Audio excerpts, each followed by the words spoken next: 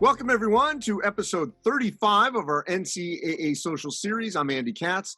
Pleased to be joined by NCAA Senior Vice President Dan Gavitt, as well as Mitch Barnhart, the Kentucky Athletic Director and the Chair of the NCAA Men's Basketball Selection Committee for the 2021 NCAA Tournament. Also, of course, everyone out there should know, if they didn't pay attention earlier, that the announcement was made that the 2021 NCAA tournament will be held in one region instead of across the country, and ultimately what would be 14 sites when you add in Dayton and the Final Four. But there's a lot to do once that decision was made. First, obviously, everyone had to be notified across the country and all these different sites. So let me start with you, Dan.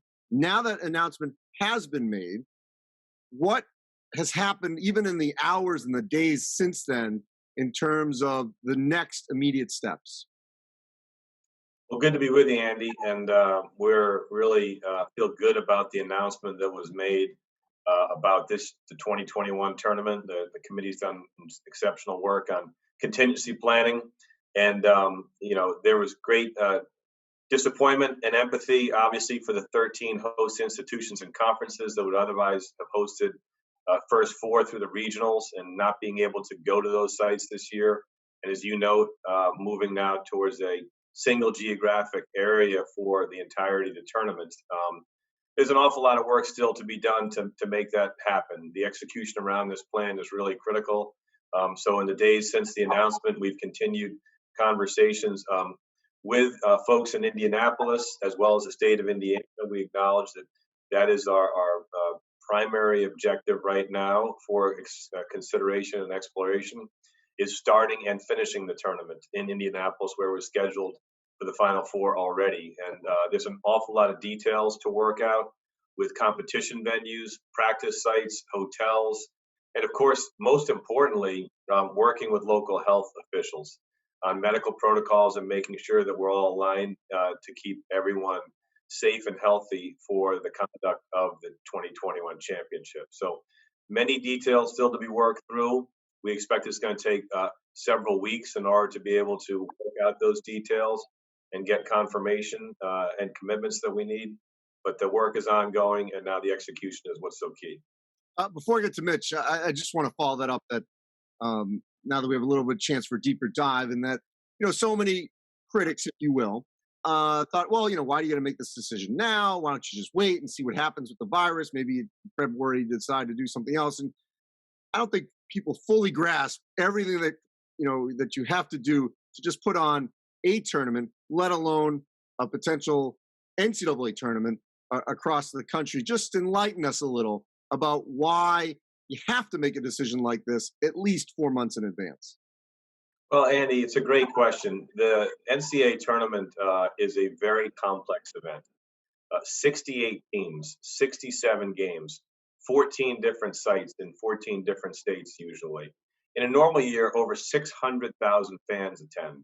And the complexity with our broadcast partners, getting all those games broadcast.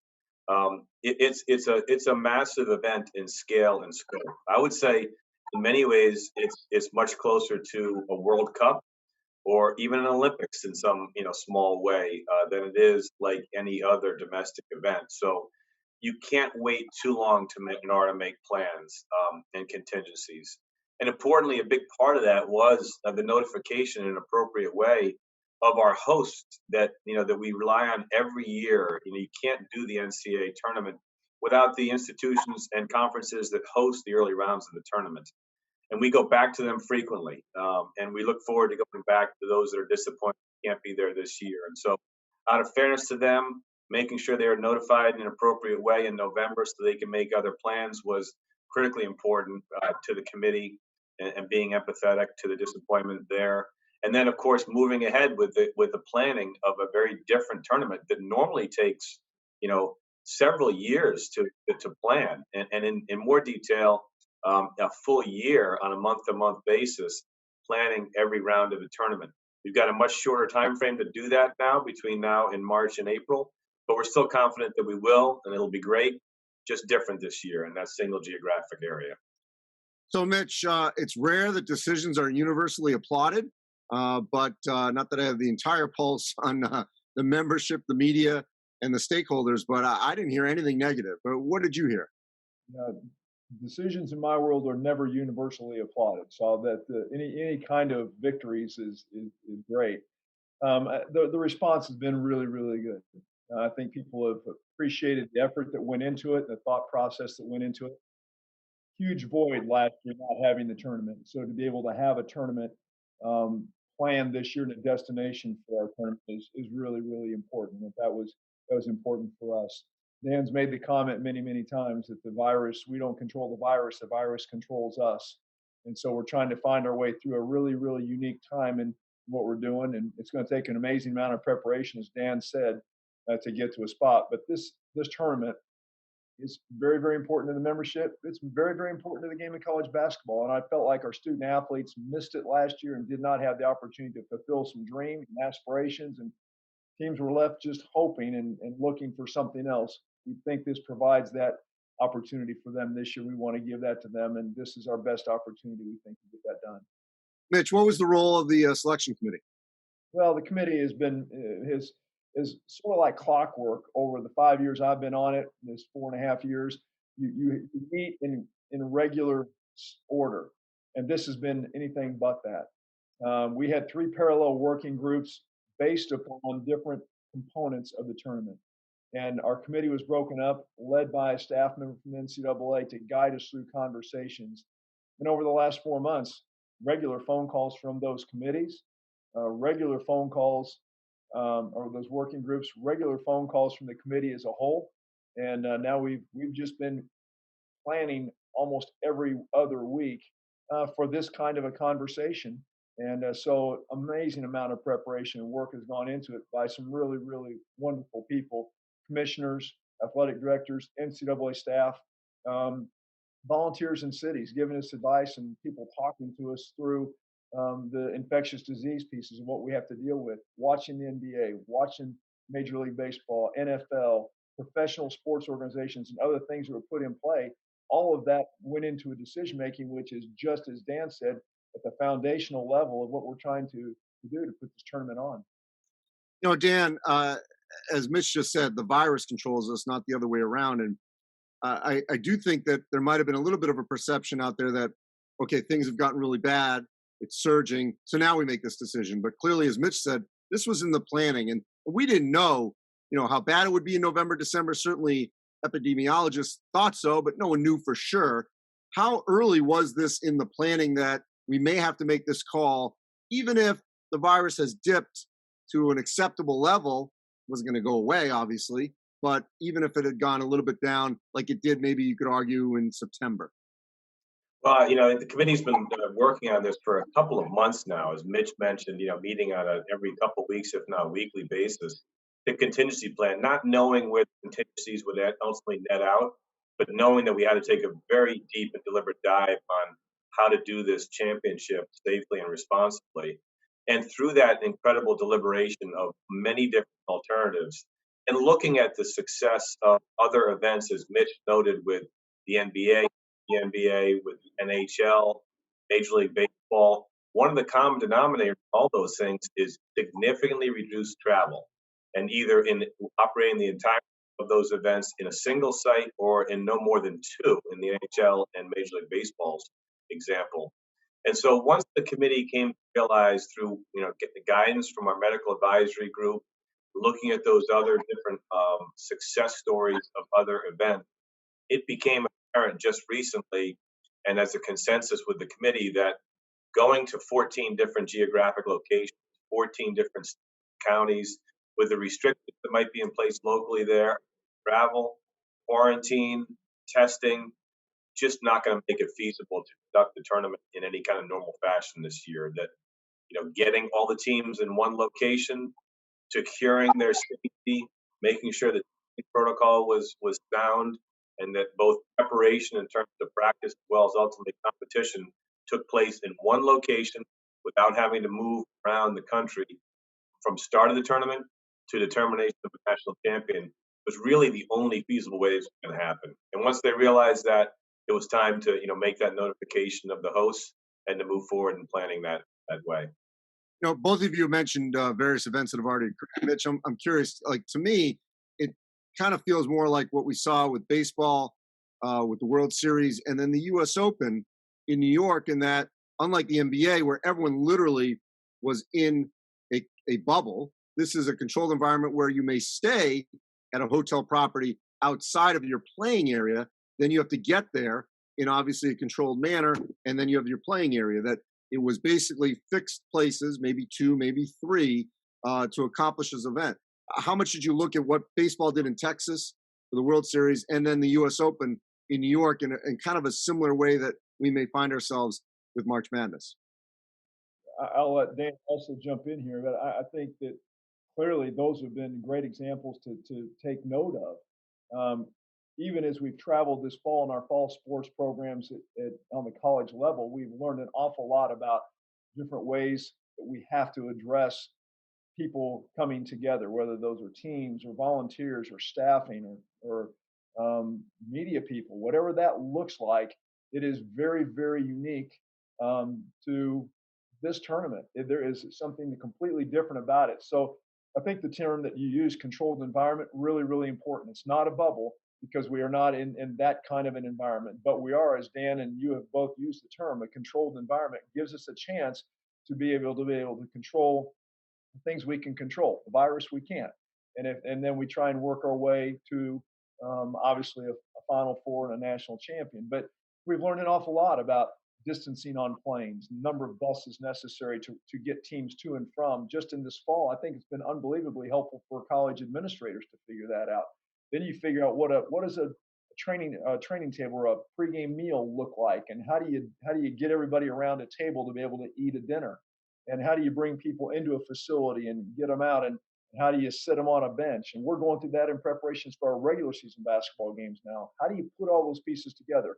So knowledge from all these other protocols have been put in place from other sports organizations and other tournaments, incredibly helpful. And Dan did a great job of bringing that information to the committee and give us opportunities, coupled with what I think we learned early on gives us a chance to move forward. Dan, I'll defer to you and through some else. You're 100% right, Mitch. And Andy, U.S. Open is a good example. We've had significant conversations with officials at the U.S. Open because it's a good example of a controlled environment that was very successful.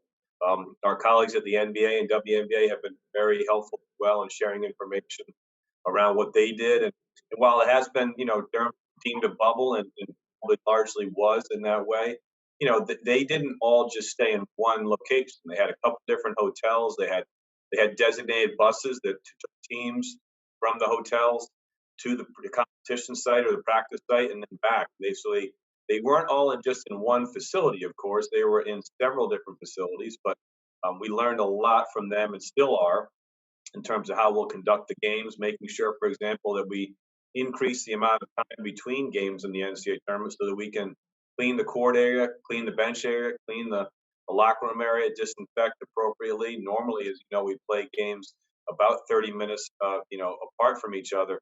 That won't be the case in venues this year. We'll have significantly more time in between to deep clean those facilities and make sure everybody's safe and healthy. Well, obviously, Indianapolis makes sense for the NCAA because its headquarters, the staff is there.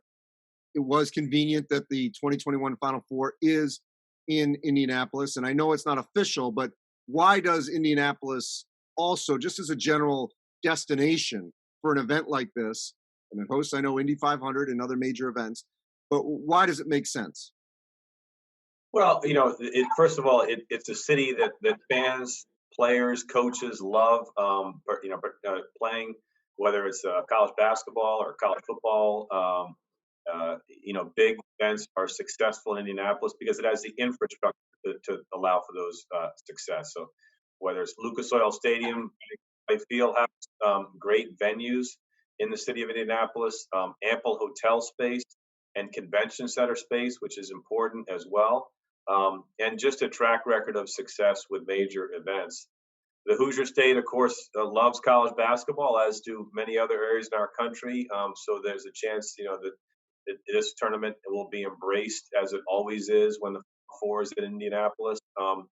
And then, the fact that the NCAA is headquartered in Indianapolis, the staff is located there for, and where we live is important too, because from an execution standpoint, pulling this off in a very different model is going to be challenging, and we're going to make it happen. We're very confident that's going to happen. If it's in Indianapolis, it's all that much, more doable to do in an area where there's great experience and great relationships that we can leverage. And finally, I would just say, from a membership standpoint, the vast majority of the NCAA membership is east of the Mississippi River. And so, it's a very centralized location in Indianapolis where a lot of teams can get to very easily, by bus even, without flying. And so, there's many different reasons why it would make sense, but ultimately it has to make sense. We have to make it happen with the assurances we need to be able to conduct the championship. We're looking at it really in the most worst case scenario. While we're hopeful and optimistic about things being significantly better in our country in March and April and around basketball in particular, we're planning this as if things aren't going to be better, and that we need assurances at a very basic level that we can conduct this championship safely and healthily, and that we can be successful start to finish. And so anything that will be better than that going forward would be additive, whether it's additional fans, if fans are not initially going to be there. We don't know yet whether the fans will be included in the consideration or not, but we need to have confidence that no matter what the conditions, we're going to be able to have this championship safely and responsibly. And then, certainly plan with contingencies that if things are significantly better, we add fans, we add more fan events, and make it a much more kind of normal experience than it might otherwise be. All right, a couple of house cleaning items that I think you can answer without being too specific on Indianapolis, but just in general. First of all, and either one of you, if you could take it for me, for a 68-team field for the first two rounds, how many venues do you think you would need? Multiple. That's really all I can say at this point. Of course, we play a lot of games on those first 2 days of the tournament. First round of the tournament, of course, first four would precede that. We haven't determined exactly how many yet, Andy, will need. It will be multiple. It may not be the 8 that we're used to, but it'll certainly be more than 4. More than 4, you say? Yeah, probably much closer to 8 than 4, but we're still working on that. That'll be determined by the availability of the venues, by the work we have in planning and programming with CBS and Turner. But it will be multiple locations. And of course, as the tournament goes deeper, then we'll need fewer venues in order to be able to finish the tournament. So to that point, because we don't know about fans, obviously, normally, we always like to have the capacity at a certain level. How much could that be waived that what an arena or gym holds may not be relevant to this particular event? Yeah, it's not going to be the overriding consideration, but of course we want to have the flexibility, as I mentioned, to be able to accommodate, as we may be able to with fans, and so it's a consideration. But at the baseline, the consideration is an excellent facility that has all the back of house and necessities that we need in order to be able to conduct a competitively fair tournament for the teams that are in it, and then hope that that we may be able to have more fans than and plan accordingly. So we will not be bound by size of facility, as you know, Andy, because at the baseline we need to make sure that the games get played safely first. And I would assume, you don't have to go into this, but I would assume it has to be at least modernized, because you couldn't have some tiny little cramped locker room, obviously, in these particular times when space will be certainly very important. All right, Selection Sunday happens. Just so people just have an idea, rough idea, how soon after that Selection Sunday would teams arrive in said city, said region, before actual games could take place for, testing or any quarantining that might need to take place, and maybe hopefully in a brief amount of time. But from the Selection Sunday to when actually a game would take place, what's our time frame roughly what we could be looking at? Premature, still to be determined, and working with our medical advisory group. But I think it is very safe to say that when normally we would be playing games in the first four, basically 48 hours after selection Sunday's bracket announcement, that will not happen this year. Time between the announcement of the field and to get teams into the geographic area, get them tested, get them quarantined, and make sure that they're safe to start the tournament. So it'll be some number of days. And we do expect though that participating teams will come in to the host location pretty soon thereafter, election Sunday, and get situated, get moved to the hotel, get tested, at least some level of quarantine period before they start practicing and getting prepared for their first game of the tournament. Mitch, one thing I've heard from a number of different conferences, they're still kind of deliberating on whether or not they're going to hold a conference tournament. I know from a committee's point of view, how you judge these teams may be obviously a one-off. It might be completely different this season. What would be your advice to these conferences that have to sort of decide, would it be worth it to hold a conference tournament to get into the NCAA tournament when we're not sure whether or not that's the right thing to do right now? I think that's got to be at the discretion of the conferences. I would not want to weigh in on what I think is best for them. They will know their situation better than us. I would say play as many games as you can safely play in a healthy way and protecting your kids as best you possibly can. There's opportunities here as we begin the season through the month of November, December in a non-conference way for many places. Many schools their conferences have gone to a conference-only format as of January, and we respect that. That's why that there's been some accommodations made in terms of minimum number of games to get into the tournament of 13. There is a waiver opportunity if there's circumstances that are beyond their control, and there's disruption in such a fashion that they would need a waiver. There's that opportunity, but I think there's going to be decisions made by conferences. I would say probably all the way up to mid-February as to whether they're going to be able to make decisions to play a conference tournament or not, and that won't weigh on the committees. The resume it will sit aside of itself, void of in my opinion, Dan can jump in here, but the tournament will not necessitate someone or fix their entire resume one way or the other. We'll work our way through it like we normally would, and the tournament will have impact if they're allowed to play it. And there's some games in there that merit looking at. But at the end of the day, I think that we would like to see as a committee the best faith out there that they can give to playing in a regular season, and we get to that and hope that we have an active and full March of conference tournaments and leading us into a really, really cool selection Sunday and give us a chance to have a tournament. But there's no question there's going to be disruption.